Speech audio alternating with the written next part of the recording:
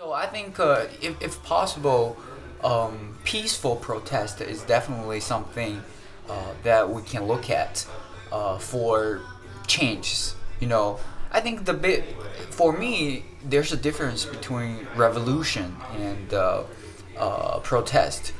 In the past, there's a lot of big revolutions, which is most of them are, by violence usually, and they usually completely changes the political system or just overthrow the government entirely, which I don't think it's good for the people, which I don't think it serves its original purpose, which is to change for better. Sometimes it changes for worse. But on the contrary, protest is, especially peaceful protest, is some very strong form of asking for a change, and hopefully can enforce a very peaceful change instead of violent revolution. So I definitely see China maybe in the future will have more protests, especially these peaceful protests. Protest in France is something that really belongs to our culture. It's something that is really important to us.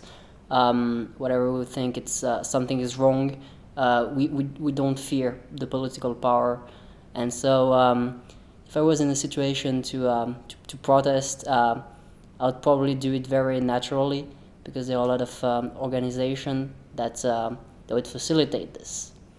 Protest is the first form of freedom, I believe. So it's kind of showing that we're still free people, and something that is really important nowadays with internet and kind of all the security that the government is putting on people's life. A protest is a battle. That's what you have to come up with. And if I was to protest on some issue, I would probably be really prepared, as prepared as when facing any other battle, either an exam or anything. So yeah, you need to be really prepared. The point of protest, I think, is that protesting it's going to impact a lot of people. So you want to be even more prepared that if it was only impacting you.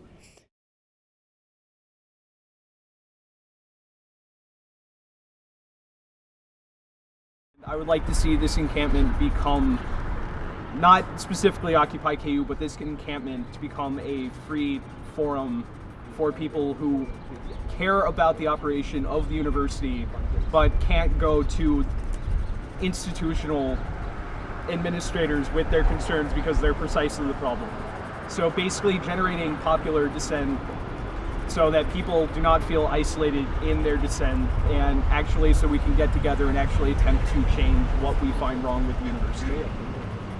While this can certainly be seen as, an attack against the institution, an attack against, a critique, perhaps something they'd rather not see. We like to think of it as an opportunity for the members of the institution to have more power themselves, engage in the community within the institution, so that rather than have, say, a few administrators dictating what's happening for all, you have everybody contributing to the decisions being made and the actions being done. So not only do you get rid of chronic apathy and hopelessness, you also get people actively engaged. What a few people can do may not be as much as what everyone can do together. So we're trying to build community. We're trying to grow that power so we can be a better place. I think part of the problem that spurs the Occupy movement in general is the absence of any sort of universal public language that diverts from commodity and power interests. I don't think that what we're doing is actually attempting to personally seize power or to seize power for our ends, but to actually make steps towards a public language that has the capacity to divert from this national economy driven, institutionally driven public language that leaves true democracy impossible.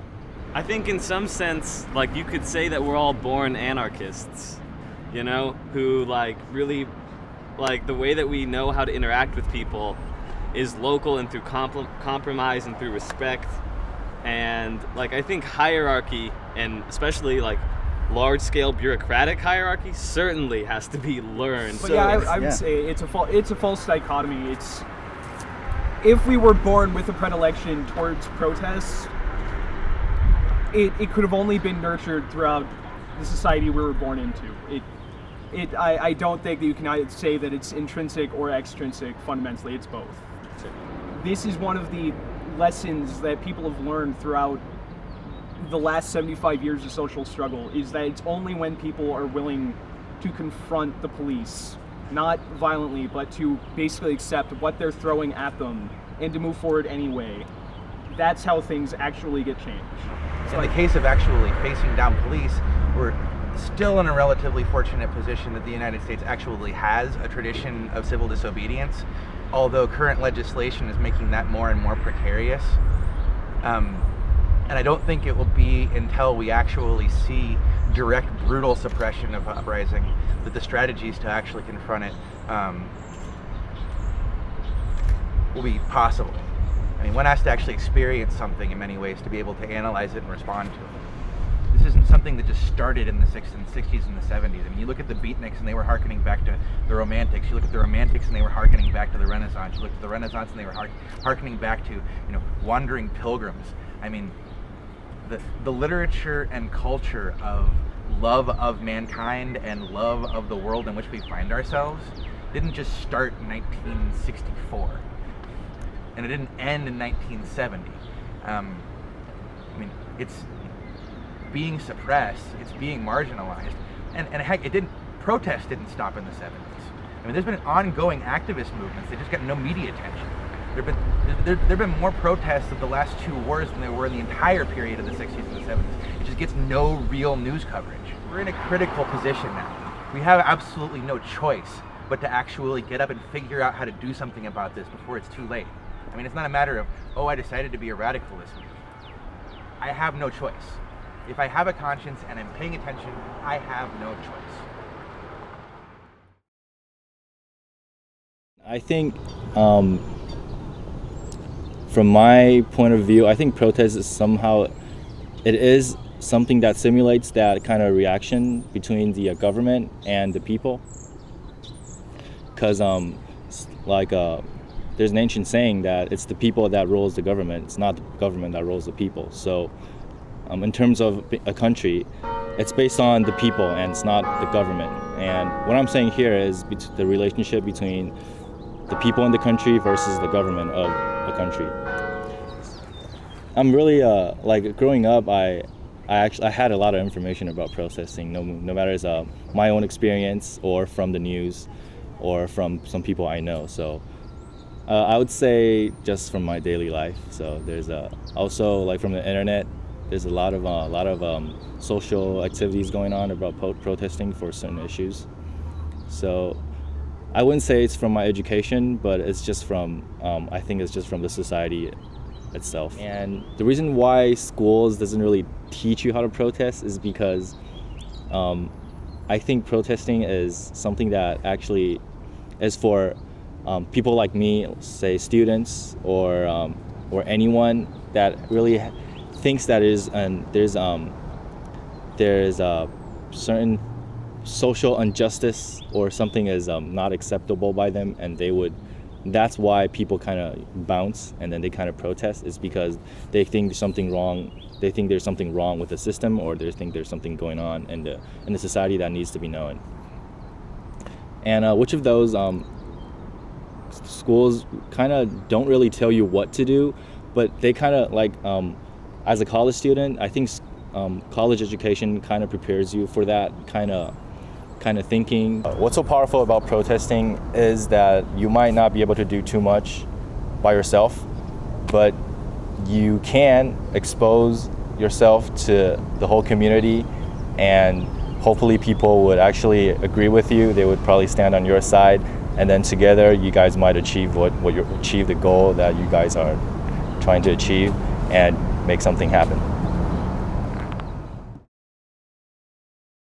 Yeah, I actually was part of a protest in, I think it was 2010, up at the State House in Topeka, and it was in response to some of Governor Brownback's proposed cuts to the mental health system and just the healthcare system in general here in Kansas.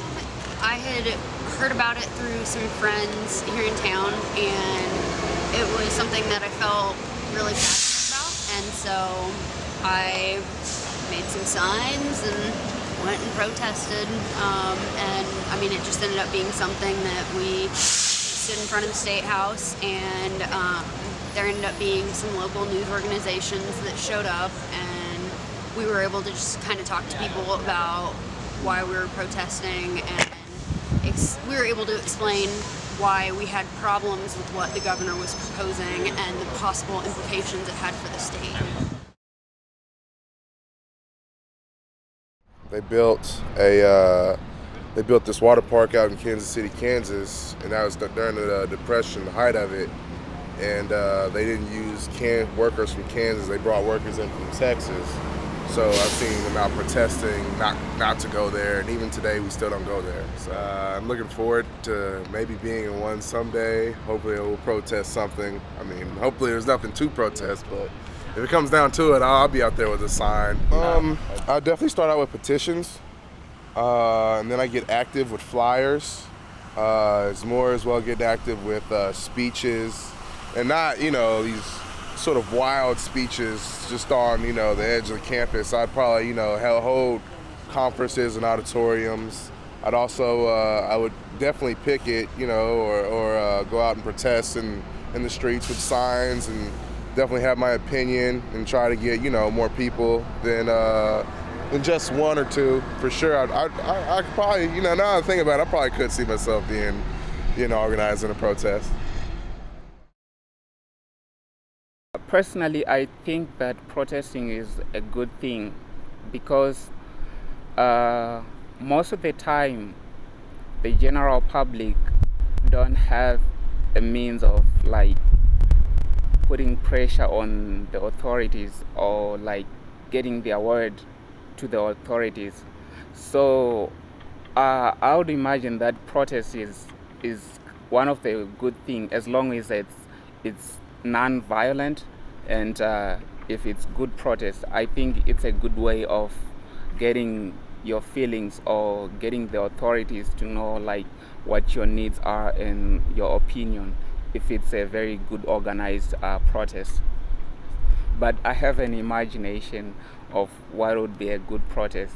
I think the best way is to make posters saying, maybe posters of your message, and maybe using pictures and anything that's visual, because I think that's the only way you would be able to portray your message or to put across your message without involving violence.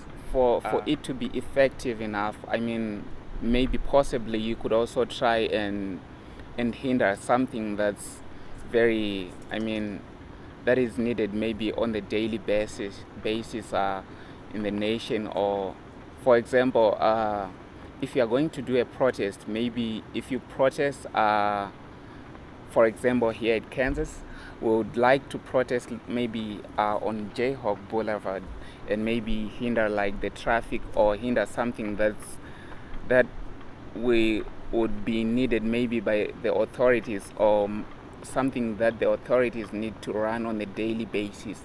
But if we try and stop that from happening to get their attention, so that maybe we could possibly maybe get their attention. I'm actually not a fan of protests, so I would actually exhaust all the choices for me to go with protest, because I think it's far more time consuming, and it might end in violence. That's just what I think. Like, for example, in most of African countries, people they are scared of protesting because the government or like the police or the army or whatever, they might attack them or come on them. So I think it will be my last option. In my protest activity is not so strong, but I'm not an artist, so I cannot draw or post or when I was in Japan, so once or twice I did some demonstrations, bring a placard and walking, and in Japan it's legal. Before, in advance, you want to do the demonstration, ask the police officers, so they allow us to certain time, certain location, certain length. So we did a couple of times in Tokyo. So yeah, I wrote the backboard, no more Fukushima, no more Hiroshima. Means no more Fukushima means there's no more nuclear power plants in Japan, and as you know, the no more Hiroshima means no more nuclear atomic bombs. So I would like to protest the no more nuclear power plants in Japan.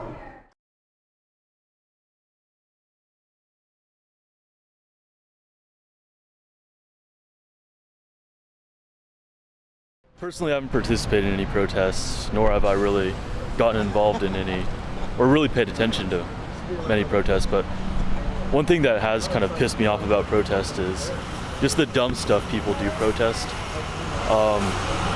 If you actually do a little research into a lot of the stuff that people actually protest, you can pretty much find out that, I don't know, it's random. 90% of the people don't even know what they're talking about. They just kind of like jump on the bandwagon and they're like, hey, I'm going to support this cause because everyone else is doing it.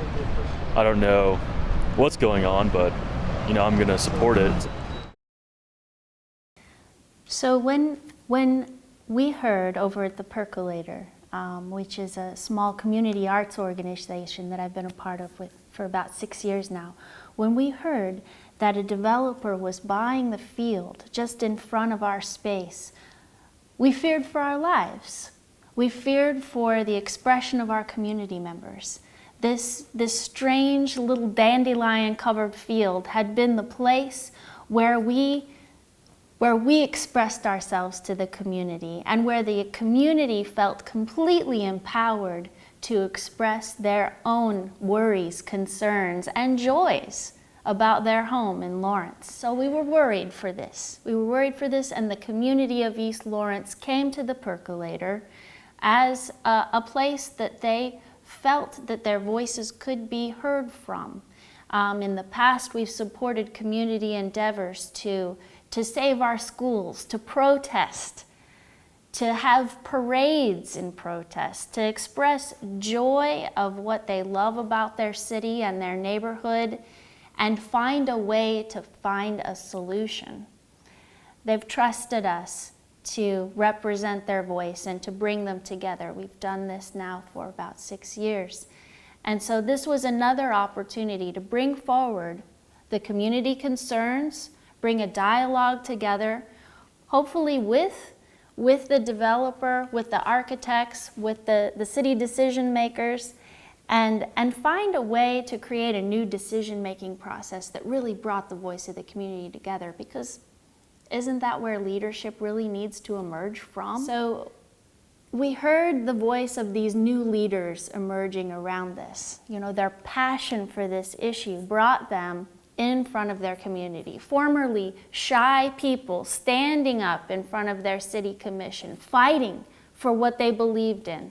stating their views, and feeling empowered by their community being behind them. And this little arts organization doing their part to put their voices out there, give a venue for their ideas and what really is meaningful to them. I think that there's always going to be progress, and then there's going to be relapse. Sometimes you have to go backwards. You don't have to go backwards. Historically, it goes backwards, but then it leads to progress. In the context of the Arab Spring, I believe that this is a very prolific time in modern history because all of these Arab countries had the ability to rise against their oppressive government. And this is historically, nothing like this has happened in history, where so many countries, one after another, sparked a revolution and it spread. Now, I think that there's always a possibility of going backwards and having recurring social problems, but I think in this situation, the people have had a taste of democracy, and they're not going to stop in their pursuit of democracy. So we have to be optimistic about the future of democracy in the Arab countries. Well, as you see is the case like in Egypt, I mean, obviously they got their leader to step down and leave. However, you do see some, like it's not stable right now. There's still instability in their country. They have a lot of work to go before they can actually stabilize their country and achieve the idea of democracy that they maybe had at the beginning of the revolution or they saw. But I think once there's a sense of accomplishment after these dictators have fallen or stepped down or been killed or ousted from the countries, because at that point, while things may not be perfect right away or while they may be facing like some more turmoil, they still have that freedom. There's not those restrictions that were previously in place. You're not going to have the same fear. Basically what they're overcoming now in terms of the Arab countries is that constant living under fear of not being able to express your voice, express your opinion. And so I feel like now with those dictators gone, that's like the first step towards progress, is being able to establish your voice in that country, being able to speak out. Because once you've diminished the restrictions on basically freedom of assembly, freedom of speech, then you can move forward from then on, as long as you don't have fear to do whatever you need to secure that. I think it's really motivating because for me, like I have relatives in Syria right now. I have close friends who are there, and seeing them, where before like I would go to Syria and it was like, you can't say anything about the president. You were never to say anything negative about him or anything about the sect really that he belonged to.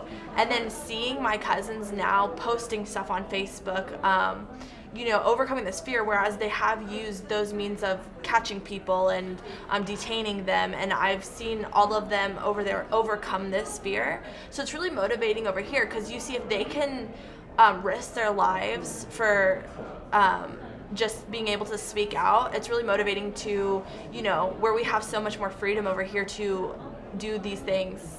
You know that you really do have to be motivated and go out and speak for what you believe in. Because we're not physically participating in the revolutions, we have even greater responsibility living in a country where we're living our comfortable American lifestyle. So I think that we have to tap into, we're the generation of social media. Twitter, Facebook, YouTube, these are things that we've grown up with and we've seen evolve over our generation. And this is the tool that the revolutions have employed to kind of spark change throughout the Middle East. So what we can do is we have to tackle the apathy of American audiences. We have to make people care in this country about the Middle Eastern uprisings and about international conflicts through tools like social media. Otherwise, apathy is worse than anything else, and that could cripple a movement as well. Last year, people wouldn't dare speak against the government. It's like even thinking about it, you start getting worried. Right now, people, you openly talk about it. Even if someone isn't your very close friend or something, people are more open about it. They're not really scared. And once everyone gets that mentality, and it seems like people are getting this mentality, it becomes a lot harder for the government to oppress them because they're going to be talking amongst themselves and they're going to be discussing stuff, and they end up reaching the conclusion that, all right, this government isn't good and we should do something about it. I remember like with Egypt, they studied what other people did previously in other countries, like in South America, and how they got their revolution mobilized. You have to study how other countries started out and get the group together, and you really have to try to get the word out to as many people as you can on the down low, basically, before the government finds out or before other people find out, so that you just make a meeting and assemble people, but make sure that at first it needs to be just in order so that you have the ability to do it before the government or whoever catches wind of what's happening. Usually with these like revolutions and stuff like that, there isn't really a time it's like, all right, now is the time for a revolution. People usually know, all right, our government isn't good, and it needs something to kind of spark it. It's like something that would to get the people to say, all right, that's it, is enough, and then they start doing the methods that she was talking about.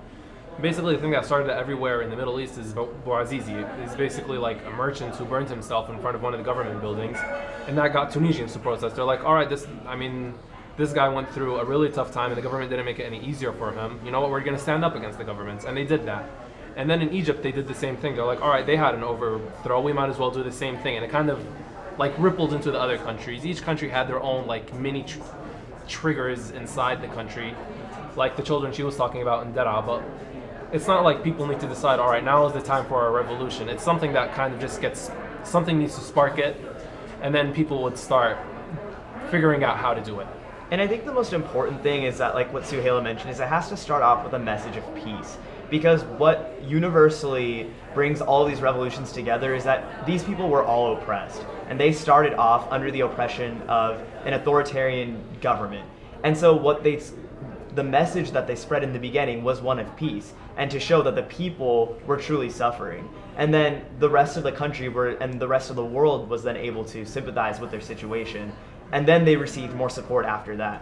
But like he said, the man who set himself on fire in Tunisia, he sparked all of these revolutions because he showed such a desperate act of defiance that he was willing to set himself on fire in protest of the government's oppression. That's a sign that your system is flawed, and that's a sign that people can rally behind. And that's why he was so inspiring to everybody. As people living in countries like the United States, we have to accept that it's not an easy transition. It's a very difficult process. That's something that we just have to get into our brains. It's something that we have to accept and confront the reality of, that it's difficult. But I personally am optimistic about it because I think the Arab Spring and the fact that so many countries had a domino effect, it shows that the people of these countries, not just an opposition faction, not just a minority people, but the overall people of the countries want change, want freedom, not necessarily Western-style democracy or one form of government or another, but they want liberties that are universal to human decency. And so I think that's why I'm optimistic about the future of these countries and the political direction that they're taking.